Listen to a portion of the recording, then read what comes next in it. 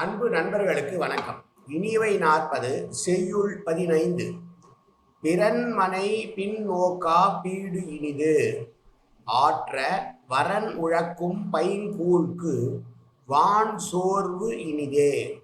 மரமன்னர் தம் கடையுள் மாமலை போல யானை மத முழக்கம் கேட்டல் இனிது.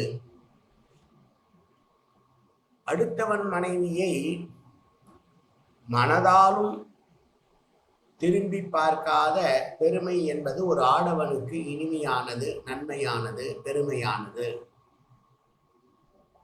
நீர் இல்லாமல் வாடி வதங்கி கொண்டிருக்கிற பயிர்களுக்கு வானத்திலிருந்து பொழிகிற மழையானது இனிது. மழை என்பதற்கு இங்கே வான் சோர்வு என்று சொல்கிறார். மழை இனிது. அரசர்களுக்கு தம்முடைய கொட்டில்களில் அடைக்கப்பட்டுள்ள மத யானைகளினுடைய பிளிற்றல் கேட்பது மிக இனிது.